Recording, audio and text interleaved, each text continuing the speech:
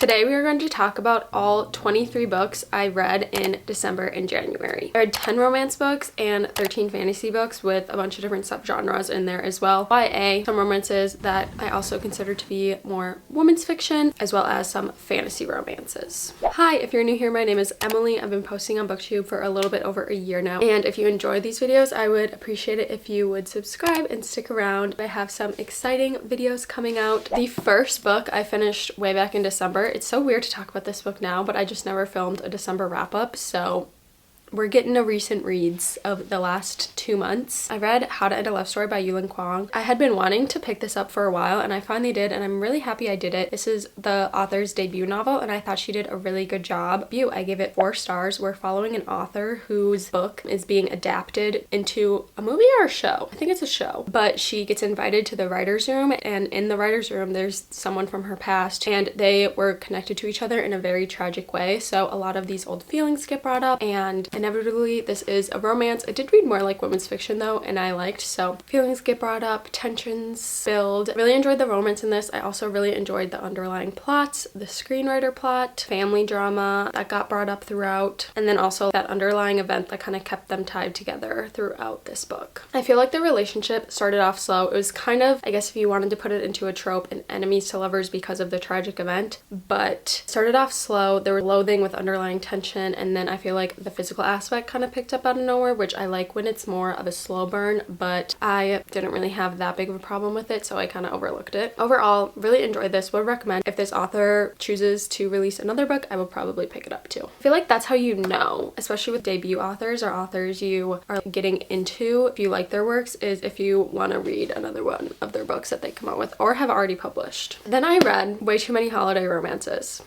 The first holiday romance I read was Holiday Romance, and I really enjoyed this. I feel like this was the perfect holiday romance to start with and pick up. It was so cute. It was so festive. The male main character is definitely a Santa Claus obsessed with Christmas, and the female main character is kind of a Grinch. They're both from Ireland but live in Chicago, and they kind of end up every year for the past 10 years just traveling home together. They form a friendship, and they've known each other for a really long time. I also love a friends to lovers, so the progression from their friendship to them ending up together was really cute. I love the families and the side characters we got to meet. I also love the characters' growth throughout the book. It was just overall such a good read. I think I gave it 4 stars. It might honestly be 4.5 because I just had so much fun reading it. I then listened to In a Holidays by Christina Lauren. I keep saying I want to read a Christina Lauren book. Like, I read one of their short stories, and now I've read one of their holiday romances. I have a couple on hold on Libby that I'm just waiting to get for my library, so I'm excited to read more of their works. I really love their writing. It's so entertaining. This book is based on a female main character who gets trapped in a time loop the week of Christmas. It's really fun. It's another friends to lovers, family friends to lovers. It's set in this cabin in Utah, and it just really felt very cozy and super wintry, but it was also really frustrating to see the main character kind of get put back into this loop again and again, and like how she comes out of it on the other end. And it was really entertaining to listen to it in an audiobook. I gave it 4 stars as well.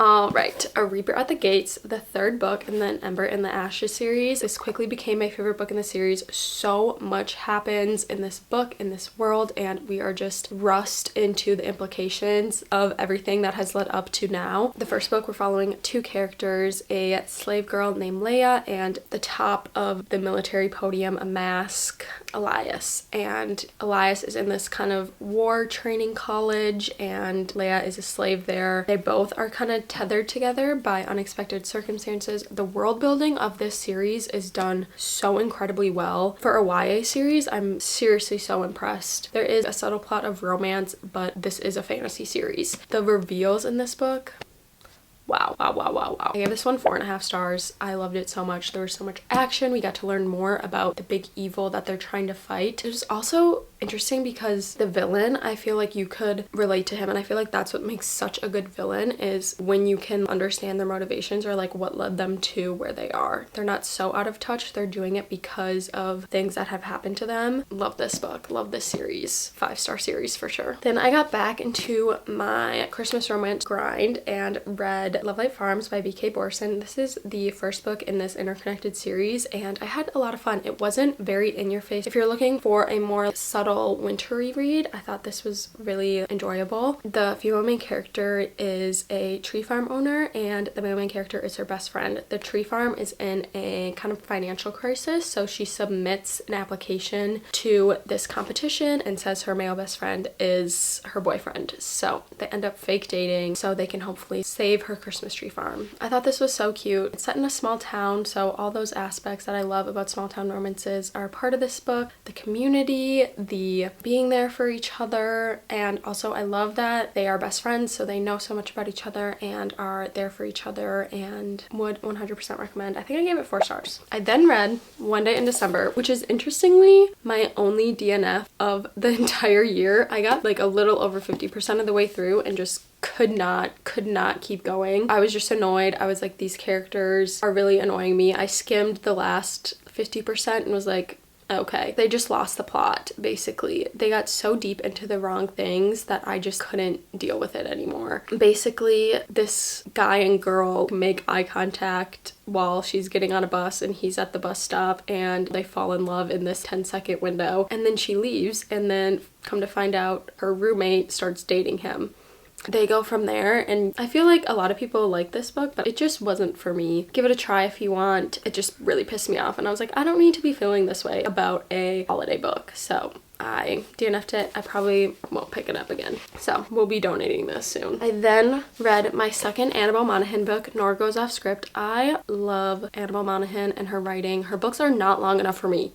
You're telling me less than 300 pages? No, she needs to write longer books because I could read her writing forever. I love the stories she comes up with. This book is about Nora, who is a newly single mom, and she is a screenwriter. She mostly does the Hallmark rom-com cheesy movies, but she writes a script about her divorce, and it is bought for a lot of money. It has very high profile Hollywood stars that are cast, and they come to film it at her house, and the character who is playing her husband in the movie becomes the love interest. I love how it reads more like a women's fiction and a character study on the female main character. I'm never not gonna love an Annabelle Monaghan book, and the next book that I read proves that, because she can do things that I normally don't like and I like them. Oh, did I say what I rated this? I gave this 4.5 stars. But I'm like, is it a 5-star? I don't know. You guys, I don't know what is a 5-star for me anymore. I'm like, I don't know if this is a 5-star, so I just give it 4.5. So maybe it just is a 5-star because I freaking love that book. But I also love this one. This book, when do I love more? But they're so different, so it's hard to tell. And then same with Summer Romance. I think this is a 5-star read for me. I think this is 5. And maybe Nora Goes, okay. I need to have this internal monologue and not bore you guys to death with what is a 4.5 for me and what is a 5-star for me, because clearly I don't even know. Same time next summer, Annabelle Monaghan, 5 stars like I already said. I normally hate when books have this kind of trope where someone is in a relationship but you know the romance is going to be with someone else, someone who they're not into a relationship with, and feelings or whatever starts to emerge while the person is still in a relationship. I hate it. I normally hate it, but I didn't in this book. I literally gave it 5 stars. Which is shocking to me because normally something like that I would not give 5 stars to. But again, her writing just does something to me. I don't even know how to describe it. It like transcends my thoughts and just like goes right into my heart. So we're following Sam. She's kind of gearing up to plan her wedding, and she goes to her parents' beach house that they spent the summers at growing up, and she runs into her basically childhood love there. This book felt so much, oh my god, wait. Also, I love her covers. Like, I didn't even notice this, but I'm obsessed with that. This book felt so much like summer. It was just so atmospheric. I feel like that's what I love about her books too. Books can really transport you to the setting so well. You know, the romance, I didn't hate. I also love the female main character. She was doing a lot of things to protect herself, but it ended up being things she didn't really want. It was just things that she thought were safe, and she put up all these barriers and walls, and as you continue to read, you see the barriers and walls get knocked down and her become her true self and find herself again. I feel like that's a theme in her books, is that female main characters are kind of lost, but the events of this book, they really find themselves again and become better versions of their previous selves. And I love that. I then read Leather and Lark. I don't think this is on any of my videos. I just kind of read it in between, and this is the second book after Butcher and Blackbird. What? Butcher and Blackbird. It's following the brother of the male main character in that book and then the best friend of the female main character in that book. And if you read Butcher and Blackbird, you're gonna get a lot of the same things in this. Unalivers, contracted killers, serial unalivers in a very humoristic way. She also gives these characters depth, and it's so weird. They do it to bad people, so I think that helps the reader be like, oh, they're not bad people, even though they're doing like probably the worst thing someone could do, but they're doing it to bad people. And then they're also stuck in these interesting situations. I gave it 3 stars. I like the first one better, but this one was still enjoyable, and I will definitely be picking up the 3rd one too. I then completed An Ember in the Ashes and read A Sky Beyond the Storm. I think I gave this 4.5 when I read it. I'm like, is it a 5-star? Again, who freaking knows what my rating system is? It's sticking at 4.5. This was such a good ending to the whole series. The way it wrapped everything up, I cried, I laughed, I was heartbroken, my heart got reformed, all the things. I love this book. I love this series so much. I would definitely recommend this series if you want to get into a fantasy series. It's easy to read, but it's so incredibly well done and well thought out. It has interesting characters and interesting villains, and the first book had 2 perspectives, then the rest of the books had 3 perspectives, so we're following those 3 different characters as they kind of go throughout their own journeys, but it all connects and comes back together. And wow, I really love this series and would 100% recommend this to anybody who wants a great fantasy read. I'm not going to get into too much of these, but I then read the A Court of Thorns and Roses series by Sarah J. Maas. I read the first 3 books in December, and then I read the last 2, A Court of Frost and Starlight and A Court of Silver Flames, at the beginning of the year, and I just love Sarah J. Maas. I will say Throne of Glass is still my number 1. This series is the books that got me into reading. This is why I have all these books, because of these books right here. Like, I feel like these books have touched so many people and brought so much joy to people, and they brought joy to me too. It's a 5-star series. I'm not going to get into every single one. I filmed a whole video. If you want my full thoughts on every individual book, you guys can go watch that. But if you are looking for a fantasy romance that's really easy to understand, that is really enjoyable and has some twists and turns, it is such an exciting world. It's so easy to read. There's not too much complicated world building. It's pretty heavy on the romance. This is a Beauty and Beast retelling, and then very high stakes at certain points. The first 4 books are about the same character, and then the last book is about a different character. I love Sarah J. Maas. She is one of my favorite authors ever, and I'm so grateful to her to releasing these because it got me back into reading. Now I can't live without reading. January honestly was a month of a lot of rereads, so I'm not going to dive into a lot of these books, but I'll just give you kind of brief thoughts about my rereads. They're in a lot of my other reading wrap-ups, but of course, like, give some new thoughts that came up during my rereads. The next books I read in January were Binding and Keeping 13. I don't know why. I feel like I was kind of getting into a slump after ACOTAR, and I just wanted to pick up something that I knew I'd love, and this series just really sucked me back into it. I love Johnny and Shannon's story, and I just fell even more in love with them in the reread. These books are so heartbreaking. They're technically YA, but I don't think they're YA. I think they're adult books. They deal with so many hard topics, so definitely look up trigger warnings before you read them. This was in my top 25 of 2025, and like I said, I love these books even more the second time I read them. I'm so happy I picked them up to reread them again. We're basically in Ireland, and these characters are so brash, but we learn so much about them. I love how protective the male main character is of the female main character. I love how the female main character blossoms so much from the beginning to the end of this book. I love how the male main character grows through what he's working through throughout the books. I love how the relationship grows. I cried so much. Literally, Teddy Lynch I don't want to get into it too much because I will freak out. If you really want to deep dive into a book and characters and be sucked into their world and feel what they're feeling and deal with heartbreak but hope and love, and the side characters in this book, a lot of the friends are amazing and incredible, and then you also have some really bad people and messed up things. It's very entertaining, it's very heartbreaking, and I will love this series and these books forever. So these were a reread, 5 stars on the reread. I don't know what else to say. The next books in the series, which is Saving 6 and Redeeming 6, this This follows the brother of the female main character of Binding and Keeping 13 and his girlfriend, which we got to see in Keeping 13 and Binding 13. There are kind of similar timelines, and then the second book extends a little bit beyond Keeping 13, so we're getting some new information, but we're also getting new perspectives. I thought Binding and Keeping 13 broke me and put me back together. No. Joey and Aoife, I think it's Aoife, their story, oh my god, I'm tearing up just thinking about it because it was so intense. It was so heartbreaking, but like the love they had for each other and what they would do for each other was so beautiful. They're not in good situations at all, but they're always there for each other and they just want what's best for each other, and they're the light in each other's life. It's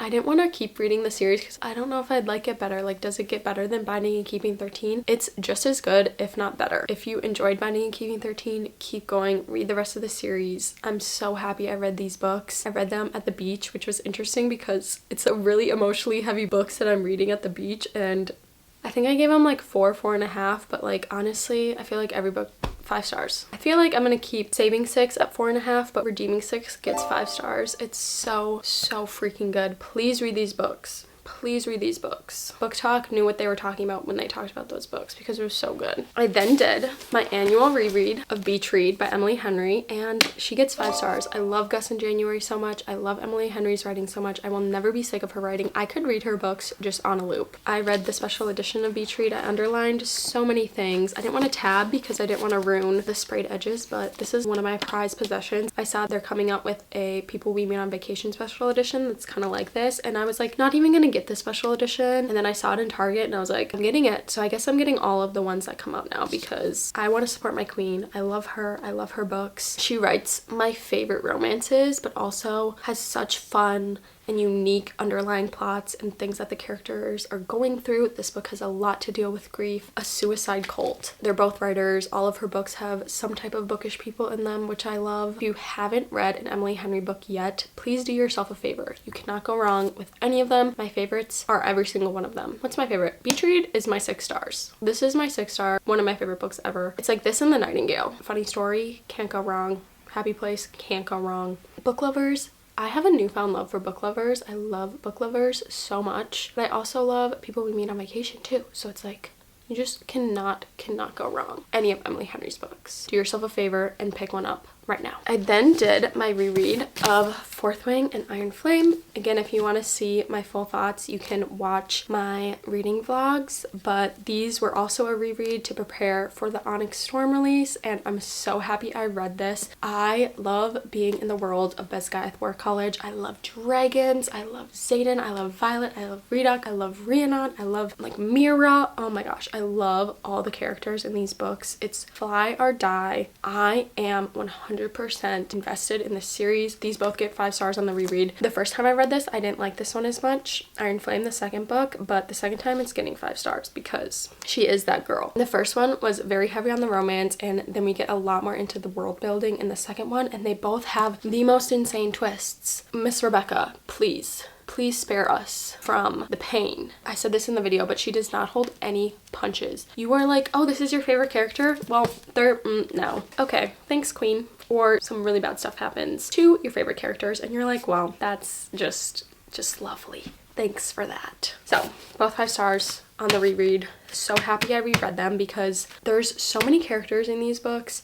There's a lot that happens. So being in this world right before I picked up Onyx Storm was the smartest thing I ever did. Onyx Storm was the last book I read in January, and I gave it 5 stars. I love this series so much. I love where this story led. I had a lot of fun reading this book. We got a lot more world building. I loved getting to see more of the characters, the side characters, and their interactions and their personalities come out. I loved getting to see more of the world and how everything's gonna come together. I feel like a lot of what's going to happen and like what might come up in the future books will be because of what we saw in this book. There was a lot of plot holes, but it is the 3rd book in a fantasy series. Like, the questions will definitely be answered in the next few books, hopefully, like if she does it right, which I trust her to do it right, and then I trust her to break my heart as well. So yeah, excited for what's to come. I finished this and I'm like, well, where's book 4? where's book 5? Where's the rest of the series? Why can't I just finish it right now? I want to be in this world. I want to live in this world so bad. I would probably be one of the characters that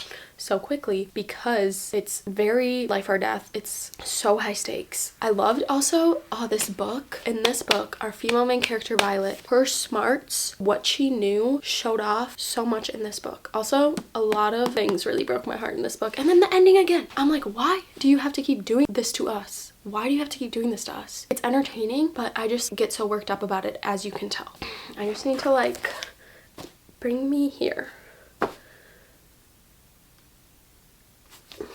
That didn't work. I want to meet Redoc in real life, and Zayden, and Violet. She's so smart, and I think she's so cool. And Sawyer, oh my god, poor Sawyer. Oh, okay, I need to stop talking about this, otherwise I'm gonna get way too worked up. Please read this series. It's so worth the hype. It's so entertaining. It's so fun. I cannot say enough good things about this series. If you've been meaning to pick it up, if you've been meaning to read Fourth Wing, if you've been seeing people talk about Onyx Storm and wanting to start the series, please take my word for it. If you don't like it, I'm sorry, but you just might find your favorite new series if you pick this up. So if you want to see me read this series, I feel like I had the craziest reactions, especially to this book. I can be so expressive when I read, and when I catch it on camera, I'm like, oh my gosh, this is why I can't read books in real life. So if you want to see me have my jaw on the floor for most of this book, you can watch my reading vlog reading the Empyrean series, and maybe that'll convince you to pick up the series as well. That is all I have for you guys. If you enjoyed this video, don't forget to subscribe so you don't miss what I have coming out next. Feel free to give it a thumbs up as well. I would really appreciate it. I hope you have a beautiful rest of your day, and I will see you in the next one. Bye.